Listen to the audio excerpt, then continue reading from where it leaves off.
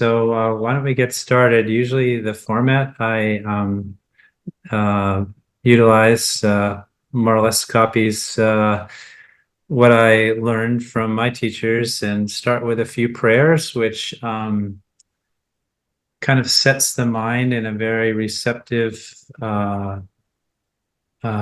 posture, able to listen and integrate the teachings more deeply. And then I just wanted to talk a little bit about the Four Noble Truths, which is kind of the module we're working on.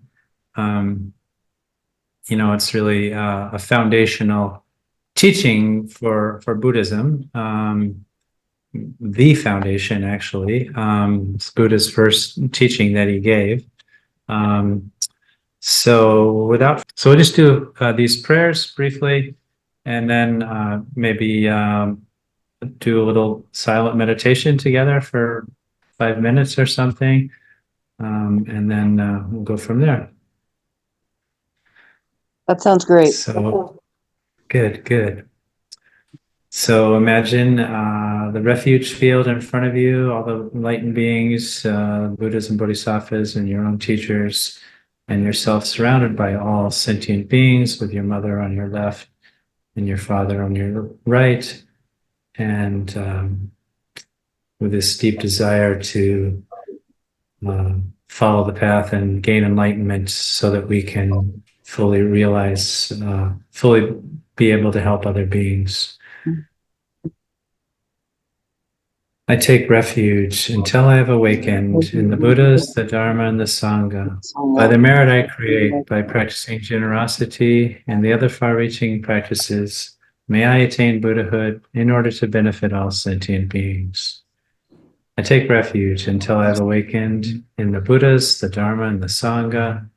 By the merit I create by engaging in generosity and the other far-reaching practices, may I attain Buddhahood in order to benefit all sentient beings.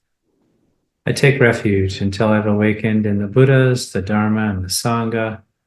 By the merit I create by engaging in generosity and the other far-reaching practices, may I attain Buddhahood in order to benefit all sentient beings. Just due to the sort of lack of sync of the data flying around the planet, it's probably better if you guys just mute yourselves and I'll recite, and you can recite aloud, but with your mics muted.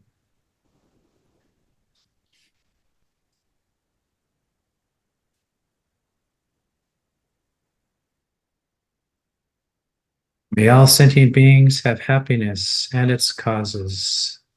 May all sentient beings be free of suffering and its causes. May all sentient beings not be separated from sorrowless bliss. May all sentient beings abide in equanimity, free of bias, attachment, and anger.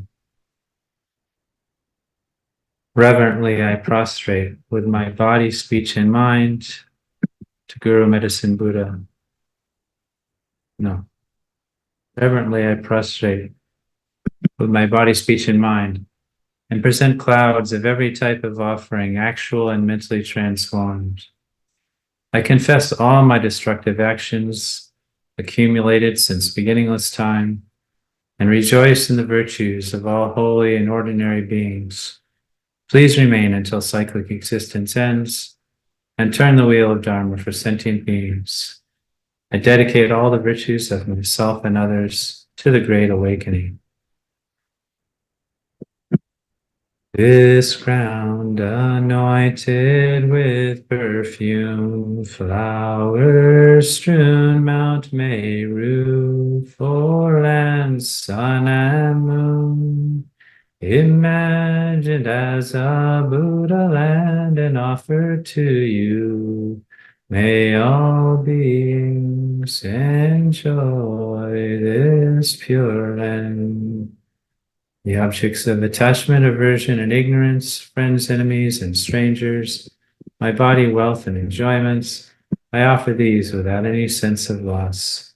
Please accept them with pleasure and inspire me and others to be free from the three poisonous attitudes. Idam Guru Ratna Mandalakam Niryatayami. Glorious and precious root Guru, sit upon the lotus and moon seat on my crown, guiding me with your great kindness, bestow upon me the attainments of your body, speech, and mind, the eyes through whom the vast scriptures are seen, supreme doors for the fortunate who would cross over to spiritual freedom, illuminators whose wise means vibrate with compassion. To the entire line of spiritual mentors, I make request. Tayata Om Muni Muni Maha Muni Eso. Tayata Om Muni Muni Maha Muni Eso. Tayata Om Muni Muni Maha Muni Eso. Tayata Om Muni Muni Maha Muni Eso. Tayata Om Muni Muni Maha Muni Eso. Tayata Om Muni Muni Maha Muni Eso. Tayata Om Muni Muni Maha Muni Eso. So just sit with an alert posture, relaxing your shoulders, finding that space that allows the energy to flow.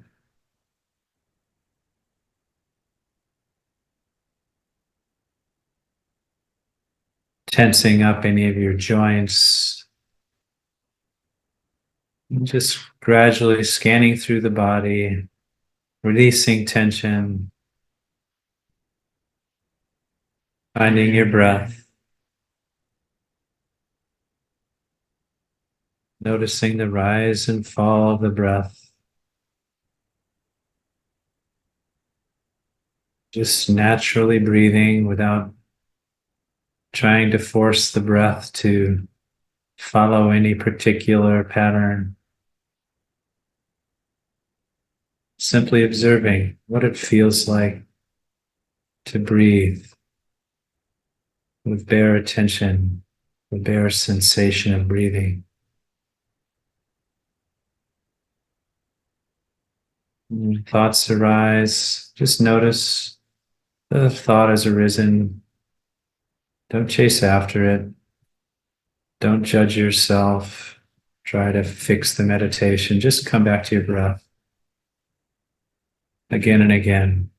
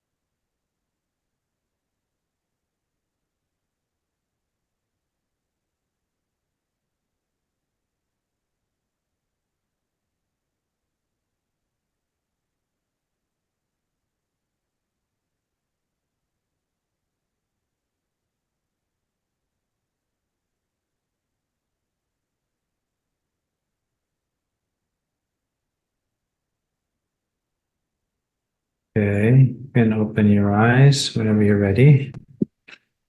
So, the Four Noble Truths was Buddha's first teaching. It's part of this Pali Sutra called Dhammacakkappavattana Sutta, and it's classified as being part of the first turning of the wheel of the Dharma.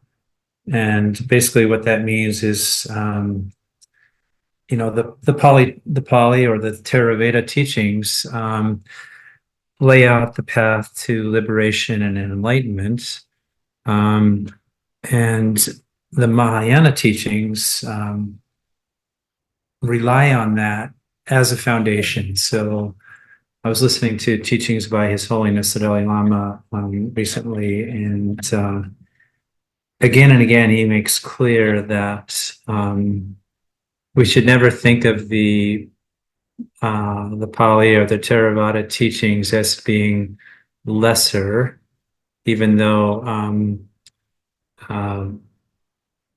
etymologically, they're referred to as Hinayana, which Sanskrit scholar or Pali scholar, but it's often translated as lesser.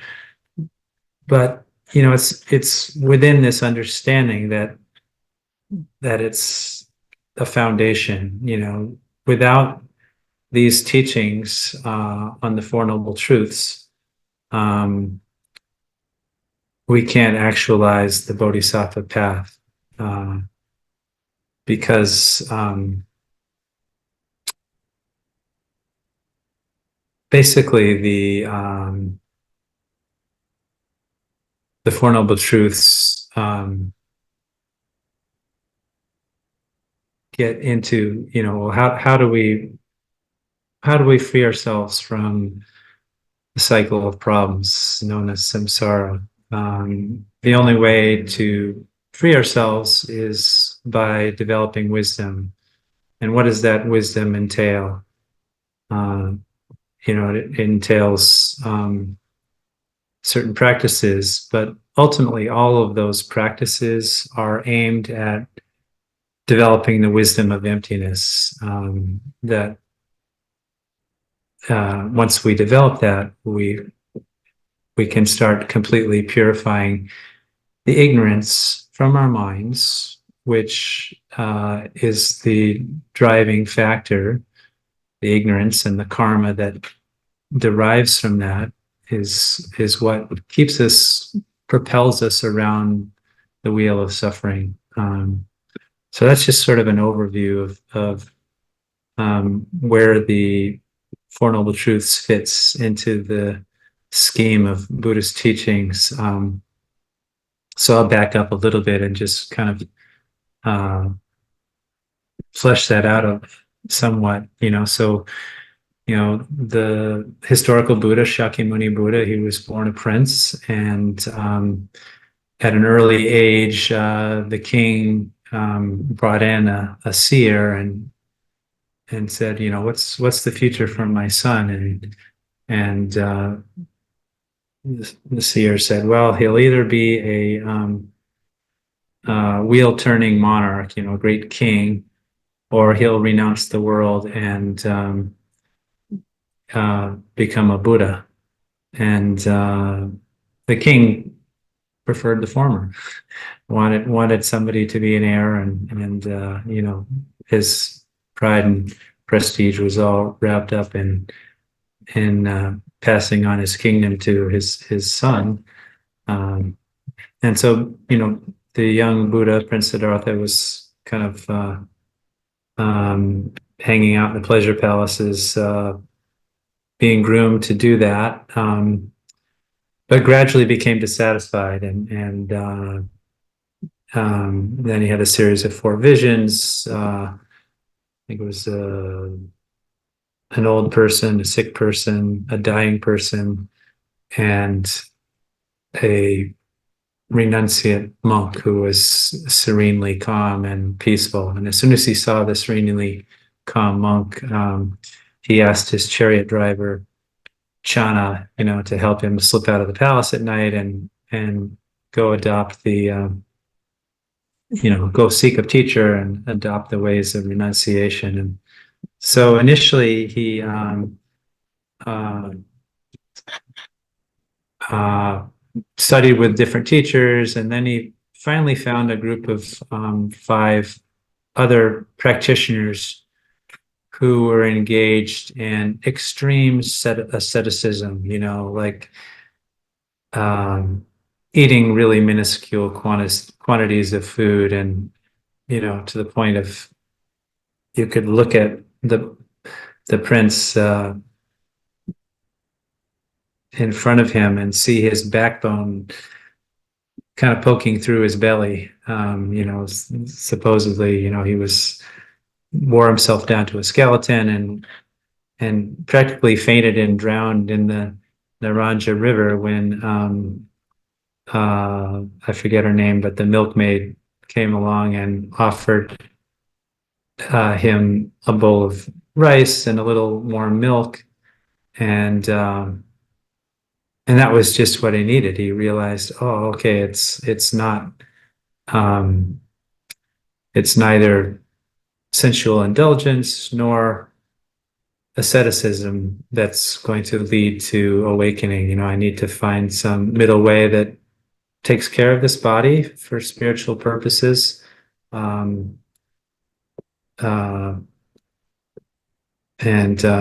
he went to the Bodhi tree then and sat, and over the course of, I don't know, forget, a day or two, he had a series of visions. First, he revisited all his past lives and couldn't find a beginning, and then he vanquished Mara, who kept trying to tempt him to give up his quest. And so I'm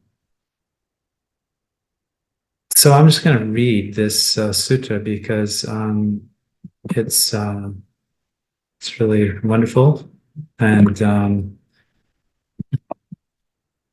there's no particular blessing in my voice, but the words themselves, listening to the words, there's great blessings, because this is coming from the Buddha. I'll just say also, at first he wasn't going to teach, after he realized the awakening truth, the Four Noble Truths. He thought, well, nobody's going to understand this. This is so subtle. And when he talks about it being so subtle, what he's actually referring to is basically the subtle view of emptiness, which is the middle way between extremes, neither falling into nihilism nor reifying or seeing, our habitual way of going through the world as we grasp at things as solidly existent around us, including ourselves, and that's the source of all of our problems. And so, when we first hear the teachings on emptiness, it can be a little bit scary, but it's really important that we understand correctly and don't equate emptiness with nothingness, because that's considered an egregious fault that will lead you astray from the path for eons. So anyways, he was pretty sure that nobody would understand him, but Brahma, from the God realm, intervened and said, well, perhaps there are a few beings without dust in their eyes who might understand. And so he decided, okay, I'll teach. And so somehow he ended up moving from Bodh Gaya to Sarnath near Varanasi. It's quite a distance, but I guess he was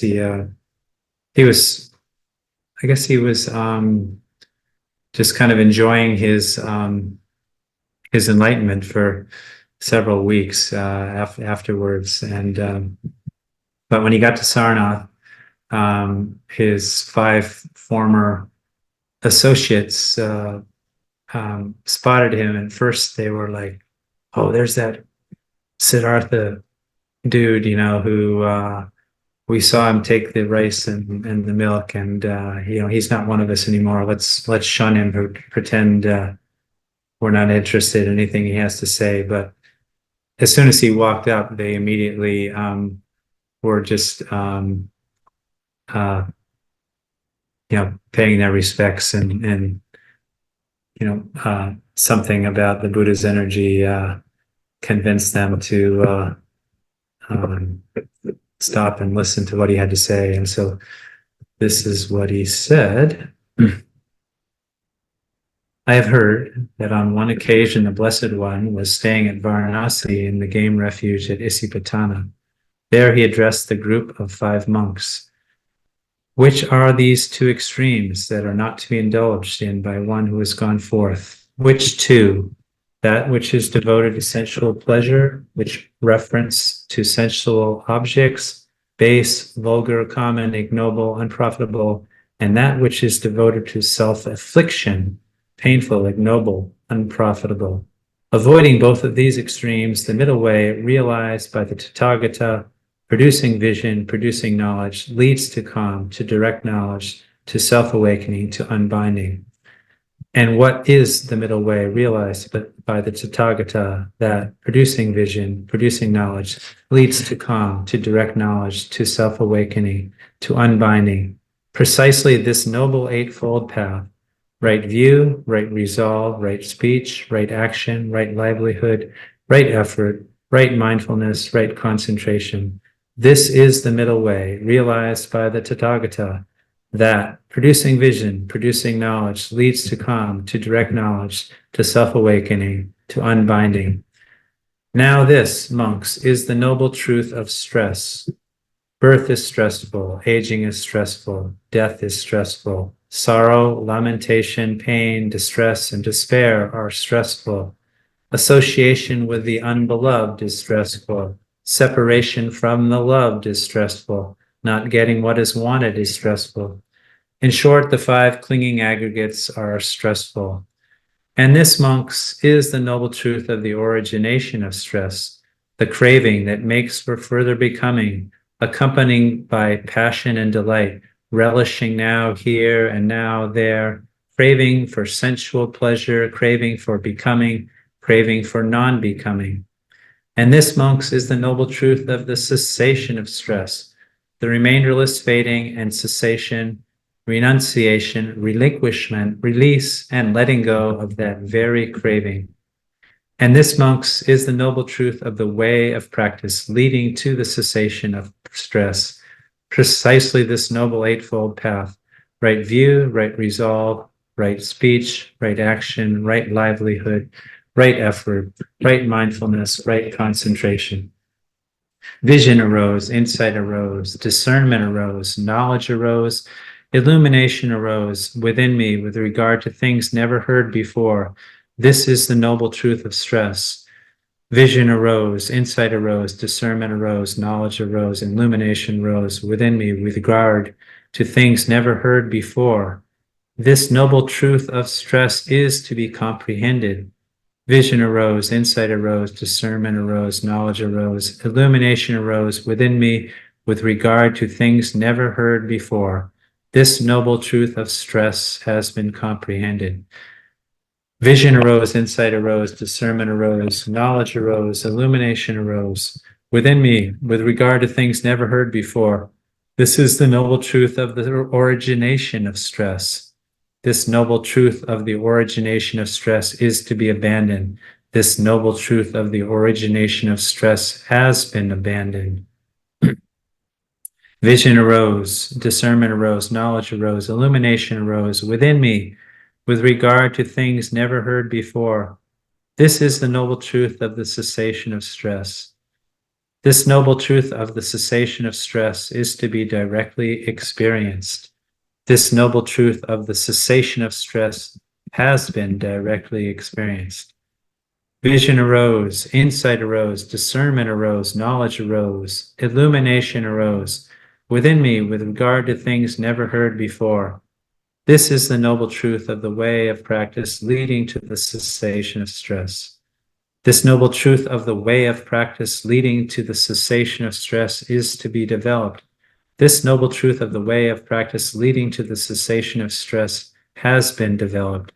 And monks, as long as this, my 3-round 12 permutation knowledge and vision concerning these Four Noble Truths as they have come to be was not pure, I did not claim to have directly awakened to the right self-awakened, unexcelled in the cosmos with its deities, Maras and Brahmas, with its contemplatives and Brahmins, its royalty and common folk.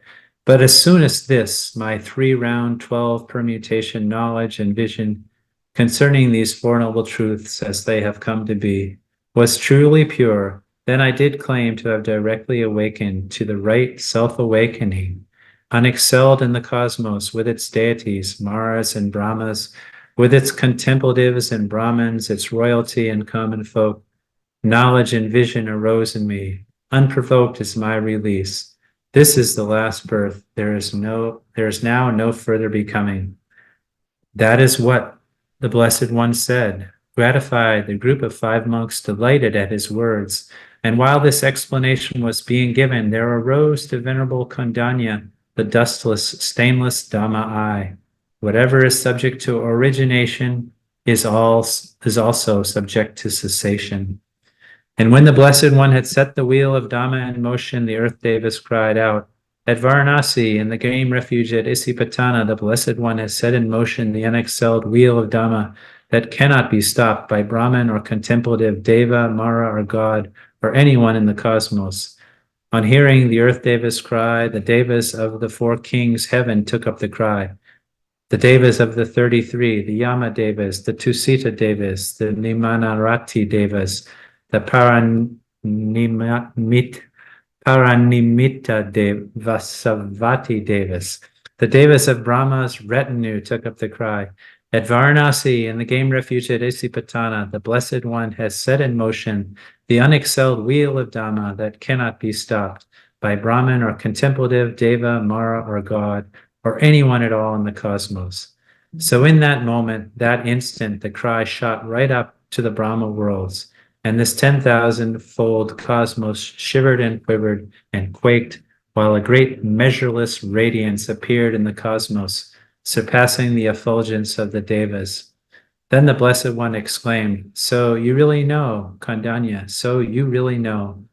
And that is how Venerable Kondanya acquired the name Anya Kondanya, Kondanya who knows.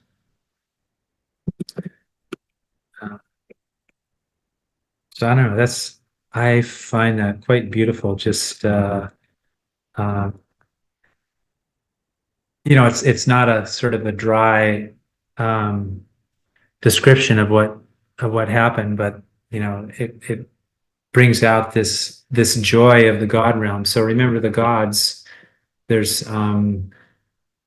the form gods, there's the formless gods, and then there's all these different level of gods. But basically, gods are still stuck in samsara. They haven't liberated completely from the cycle of samsara.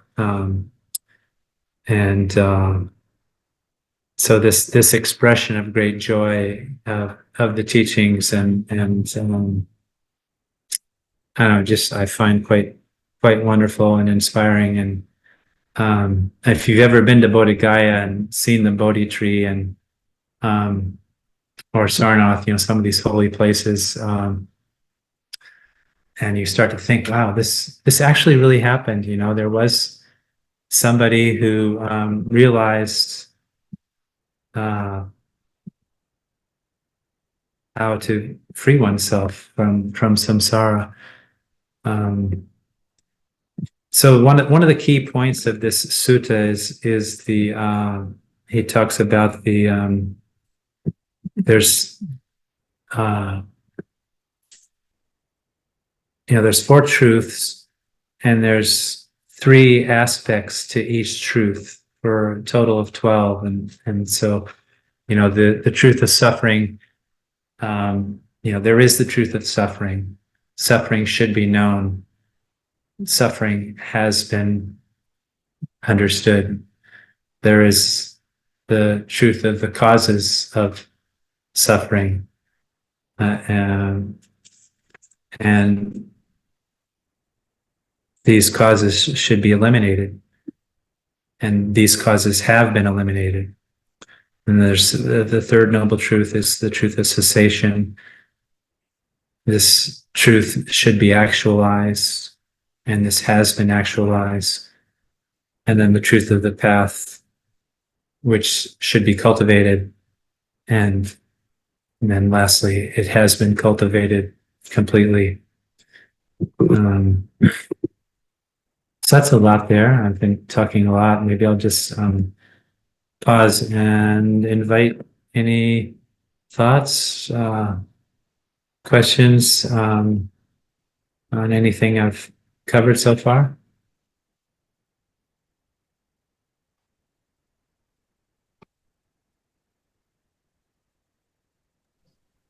Hi.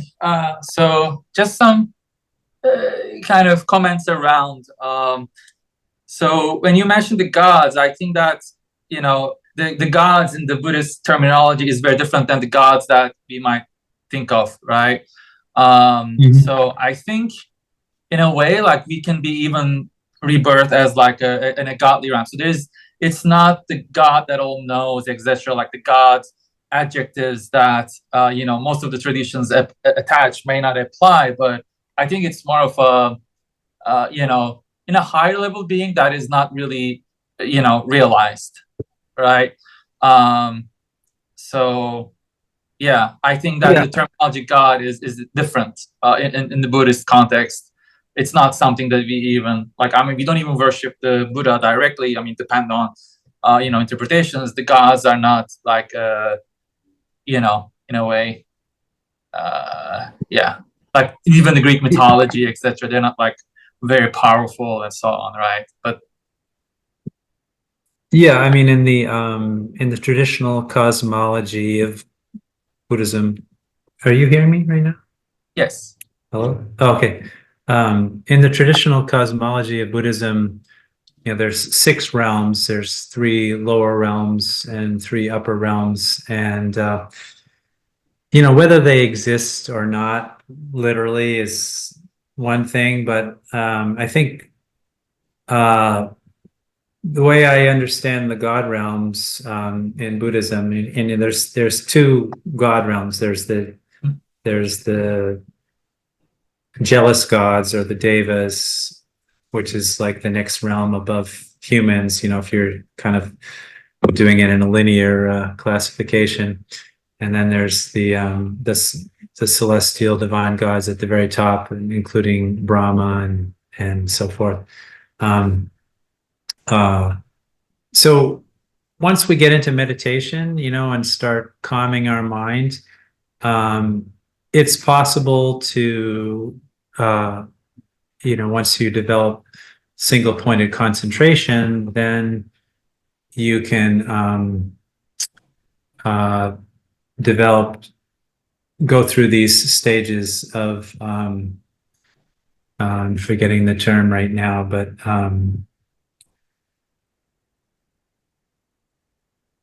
it's a more and more refined concentration, where you're in like the form realm and the formless realm, and your meditation is getting so subtle, and it's very blissful, and unless you're careful, you can get really addicted to that, just the pleasure of sitting in meditation without really developing any wisdom. It's only developing one side of the path, the method side of the path. We need the concentration in order to develop insight into all the points of the Lam Rim, all the different realizations we need, but especially the realization of emptiness. Without that really powerful concentration, However, I've heard from many teachers that we don't need the most subtle concentration. We only need to um, have the first level of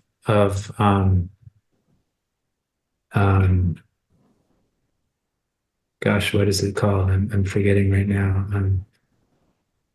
Anyways, there's a term for these different levels of concentration.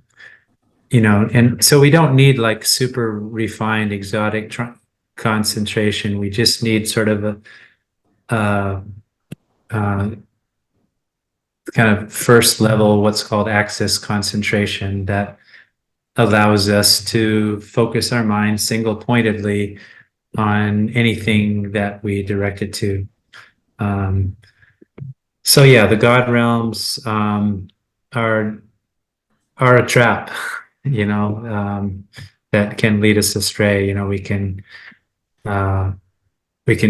get reborn there, and supposedly, the lifespan of a god is extremely long. Supposedly, we can stay in these refined states of concentration for eons and eons and eons, but eventually the karma of that accomplishment becomes exhausted, and then there's nowhere left to go. We go down to the lower realms. So good question about that.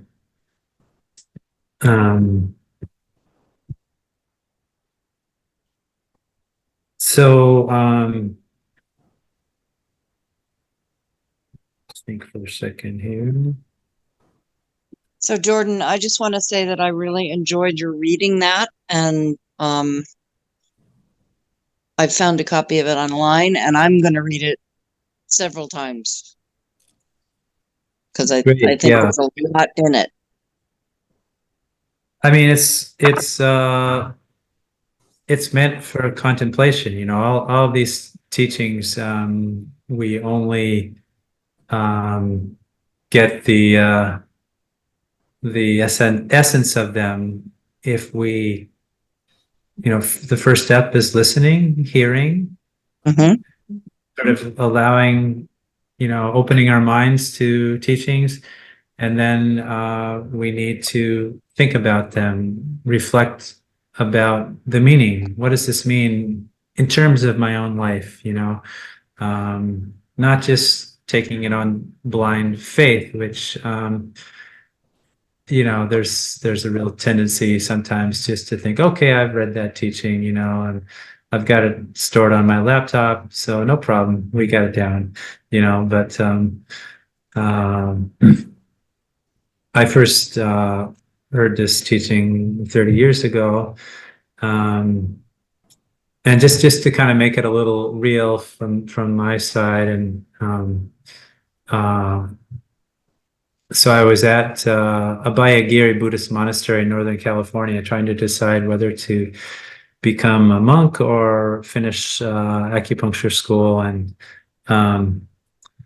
anyways, this is in Northern California, and it's a lovely place. However, there's lots of poison oak all over the place, and somehow I got poison oak all over like 2/3 of my body, and just I was on fire, and the teacher Ajahn Amaro could tell I was suffering, and he just kind of turned at me and smiled and said, "Now you're getting the full teaching." Which is basically, the first noble truth. First and foremost, we can understand it in our body. This body is a magnet for pain and difficulty and discomfort, and when we experience that,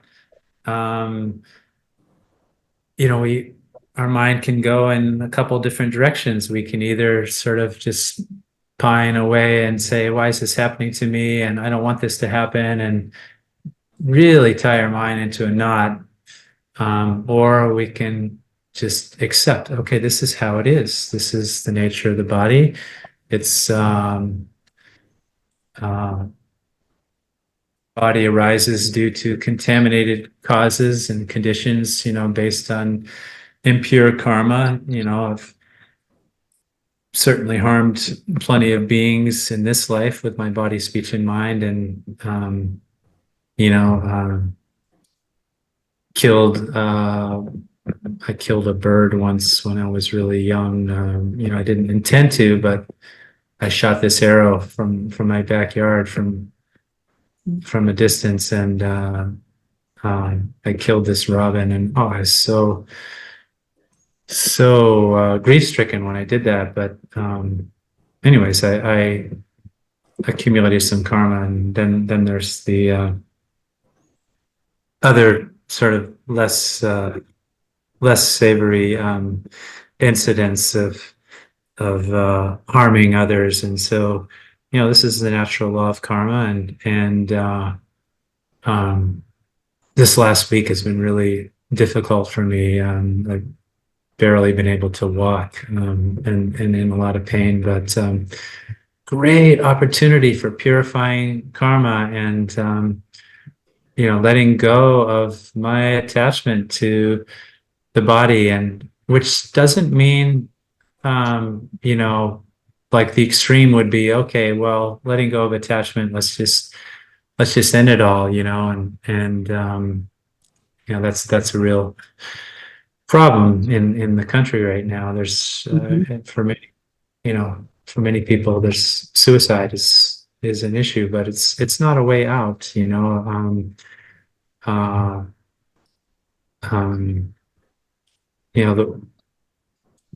The skillful thing to do is do what we can to take care of ourselves, but once we've done all we can, then we have to let go and just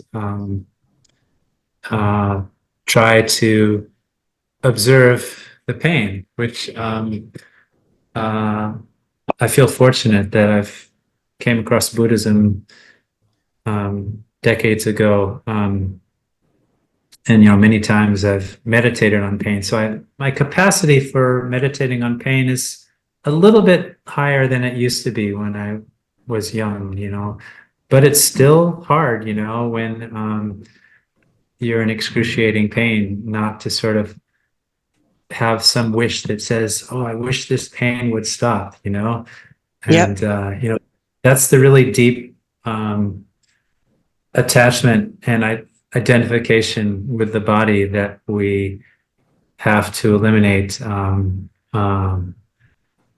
It's said that when the Buddha, even after the Buddha was enlightened, he would sit out in the sun because he would have a backache, but so he was sort of like, he's taking care of himself.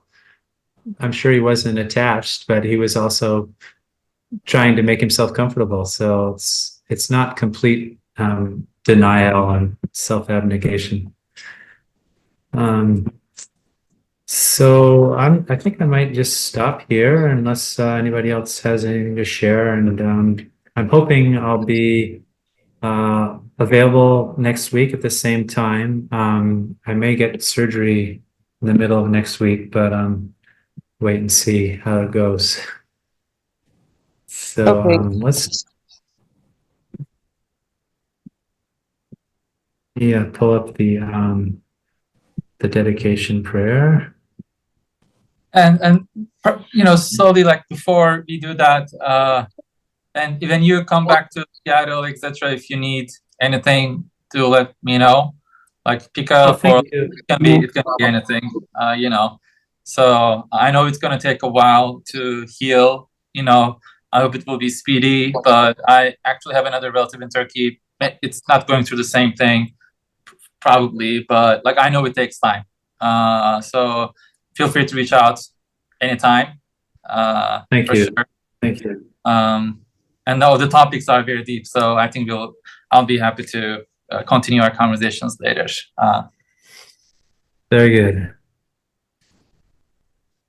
Due to this merit, may we soon attain the awakened state of Guru Buddha, that we may be able to liberate all sentient beings from their sufferings. May the precious Bodhi mind, not yet born, arise and grow. May that born have no decline, but increase forevermore. In the snowy mountain paradise, you're the source of good and happiness. Powerful Tenzin Gyatso Chenrezi, may you stay until samsara ends. Embodiment of the three divine refuges who blesses all, Gindan Tenzin, holder of the teachings, may your lifespan last for eternity. May your excellent deeds pervade all of time and space, and continuously ripen for the nourishment of myself and all others.